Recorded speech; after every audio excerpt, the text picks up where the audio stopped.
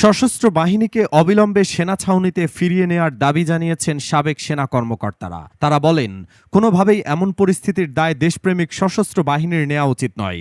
বাংলাদেশের সশস্ত্র বাহিনী অতীতে কখনো দেশবাসী বা সাধারণ জনগণের মুখোমুখি দাঁড়ায়নি, তাদের বুকে বন্দুক তাক করেনি। তারা বলেন, বর্তমান সময়ে সশস্ত্র বাহিনীকে অবিলম্বে সেনা ছাউনিতে ফিরিয়ে নিয়ে যে কোনো আপৎকালীন সংকট মোকাবেলার জন্য প্রস্তুত রাখা প্রয়োজন।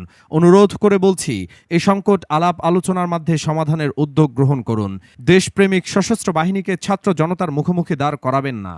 গতকাল দুপুরে retired arms forces officers welfare association হলরুমে আয়োজিত এক প্রেস কনফারেন্সে এসব কথা বলা হয়।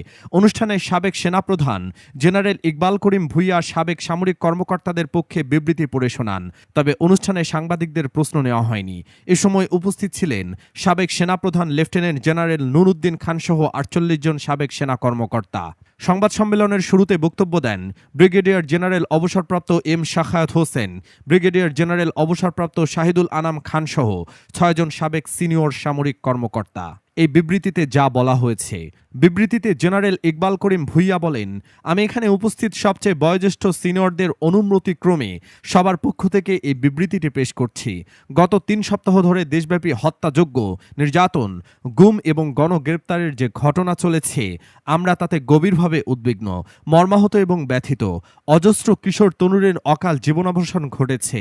আজ অভিভাবক হিসেবে নিজেদেরকে দায়মুক্ত ভাবতে পারছি না। তাই বিবেকের তাড়নায় আমরা দেশবাসীর সামনে হাজির হয়েছি।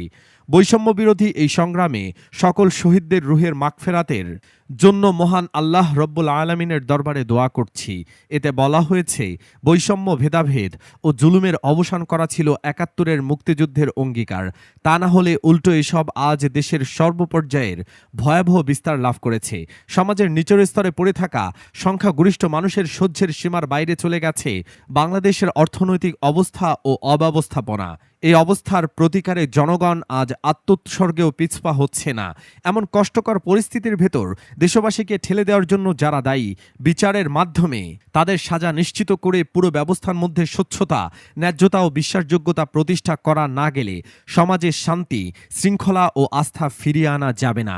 বিবৃতিতে বলা হয়, দেশের নীতি নির্ধারকরা যদি বিবেক ও বুদ্ধি হৃদয়হীন না হয়ে পড়েন, তাহলে গত সপ্তাহে বাংলাদেশের ইতিহাসে সবচেয়ে বড়, করুণ ও মর্মান্তিক হত্যাকাণ্ডের ঘটনাগুলো ঘটত না।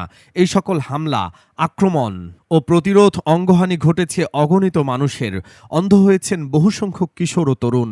অসহায় নাগরিকরা প্রয়োজনীয় এবং জরুরি চিকিৎসাও পাচ্ছেন না। তার উপর চলছে ব্লক রেড করে সন্ত্রাসীদের মাধ্যমে বাড়িঘর, মেস থেকে ছিনিয়ে নিয়ে যাওয়ার মতো ভয়ঙ্কর সব ঘটনা। মিথ্যা মামলায় গ্রেপ্তার হয়েছেন অথবা পালিয়ে বেড়াচ্ছেন হাজার হাজার নিরপরাধ কিশোর কিশোরী, তরুণ তরুণী, যুবক ও যুবতী। এতে বলা হয়, সুস্থ মস্তিষ্কের কোনো বিবেকবান মানুষের পক্ষে দেশে এমন একটা যুদ্ধ পরিস্থিতি মেনে নেওয়া সম্ভব না। আমরা নিজেরা নিজেদের সঙ্গে যুদ্ধে লিপ্ত হতে পারি না। আমাদের দেশটাকে এই প্রিয় রাজধানী শহর ঢাকা ও জেলা শহরগুলোকে যুদ্ধক্ষেত্রে পরিণত হতে দিতে পারি না। তাই এখানে দাঁড়িয়ে আজ দ্ব্যর্থহীন ভাষায় বলছি, ইনশাআল্লাহ তা আমরা করতে দেব না। সকল শ্রেণী ও পেশার মানুষকে সঙ্গে নিয়ে ঐক্যবদ্ধভাবে শান্তি প্রতিষ্ঠায় সচেষ্ট থাকব। বিবৃতিতে বলা হয়, কোটা সংস্কার আন্দোলনের শুরুটা দেশবাসী দেখেছেন। এর কোনো কিছুই মানুষের স্মৃতি থেকে মুছে যাওয়ার নয়। প্রথম পক্ষ অর্থাৎ শিক্ষার্থীরা শান্তিপূর্ণভাবে তাদের আন্দোলন এগিয়ে নিয়ে যাচ্ছিল। সারা দেশের শিশু, কিশোর ও তরুণরা শত উস্কানি, হামলা ও নির্যাতনের মধ্যেও ধৈর্য ধরে শৃঙ্খলার সঙ্গে আস্তে আস্তে আইন মেনে সামনে পা বাড়াচ্ছিলেন।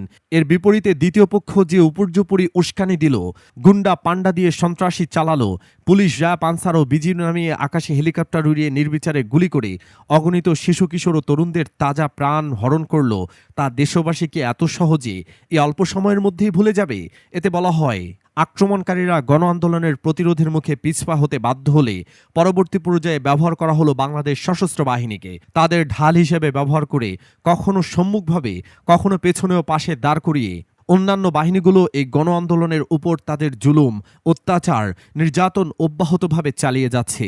কোনোভাবেই এমন পরিস্থিতির দায় দেশপ্রেমিক সশস্ত্র বাহিনীর নেওয়া উচিত নয়। বাংলাদেশের সশস্ত্র বাহিনী অতীতে কখনো দেশবাসী বা সাধারণ জনগণের মুখোমুখি দাঁড়ায়নি, তাদের বুকে বন্দুক তাক করেনি। বিবৃতিতে বলা হয়, একটি রাজনৈতিক সংকটকে সমীকরণের যে উদ্যোগ নেওয়া হয়েছে, আমরা সশস্ত্র বাহিনীর অবসরপ্রাপ্ত কর্মকর্তা এর তীব্র বিরোধিতা করছি। পার্শ্ববর্তী দেশ মিয়ানমার সামরিক সরকারের এমন অপরিণামদর্শী সিদ্ধান্তের কারণে সম্পদশালী এই দেশটিকে আজ ধ্বংসের মুখে দাঁড় করিয়ে দিয়েছে। এই শাসকদের গণহত্যার দায় নিয়ে এখন আন্তর্জাতিক আদালতের কাঠগড়ায় দাঁড়াতে হবে। অর্থনৈতিক, সামাজিক ও সাংস্কৃতিক পরিস্থিতি থেকে উদ্ভূত এই রাজনৈতিক সংকটকালে আমরা ক্ষমতাসীন সরকারের প্রতি রাজপথ থেকে সশস্ত্র বাহিনীকে তাদের ছাউনিতে ফিরিয়ে নেওয়ার আহ্বান জানাচ্ছি। আমাদের সীমান্ত এই মুহূর্তে অরক্ষিত। ছাত্রদের যৌক্তিক আন্দোলন দমনের জন্য সীমান্ত থেকে উল্লেখযোগ্য সংখ্যক বিজিবি সদস্যদের প্রত্যাহার করা হয়েছে।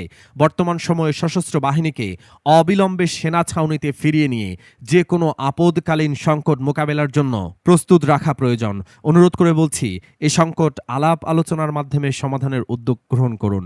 দেশপ্রেমিক সশস্ত্র বাহিনীকে ছাত্র জনতার মুখোমুখি দাঁড় করাবেন না। এতে বলা হয়, সংঘটিত সকল হত্যাকাণ্ড, জখম, গুলি, হামলা, ভাঙচুর, সন্ত্রাসের ঘটনার স্বচ্ছ ও গ্রহণযোগ্য তদন্ত হবে জাতিসংঘের নেতৃত্বে এবং তাদের অধীনে। আমরা সকলে বাংলাদেশের মানুষকে সম্মান ও শ্রদ্ধা করি এবং ভালোবাসি। সশস্ত্র বাহিনীতে কর্মরত সকল সদস্য সার্বভৌমত্ব রক্ষার শপথ ও সর্বোচ্চ আত্মত্যাগের প্রস্তুতি নিয়ে এই পেশায় নিয়োজিত আছেন। আজ দেশের এই ক্রান্তিলগ্নেও আমাদের সকল সহকর্মীকে বিনীতভাবে অনুরোধ করব, সৈনিকদের পেশার সর্বোচ্চ মর্যাদা, মানবিকতা ও নৈতিক মানদণ্ড বজায় রেখে দায়িত্ব পালন করবেন। বিবৃতিতে বলা হয়, বিশ্ব শান্তি প্রতিষ্ঠায় বাংলাদেশের সশস্ত্র বাহিনী গত 3 দশকের বেশি সময় অক্লান্ত পরিশ্রম ও ত্যাগের মাধ্যমে যে সম্মান, মর্যাদা ও গৌরব অর্জন করেছে তা আজ কঠিন পরীক্ষার মুখে পড়েছে। সার্বজনীন মানবাধিকারের সর্বোচ্চ আন্তর্জাতিক মান রক্ষা করে আপনাদের সকলকে নিজ দেশের জনগণের পক্ষে দাঁড়াতে হবে। চোখের সামনে আমরা নিজেদের মাতৃভূমিকে ধ্বংস হতে দিতে পারি না। দেশমাতৃকার স্বাধীনতা ও সার্বভৌমত্ব রক্ষার এই মহান ব্রত পালনে আল্লাহ নিশ্চয়ই আমাদের সকলের সহায় হবেন। ইনশাআল্লাহ তিনি নিশ্চয়ই আমাদের হেফাজত করবেন।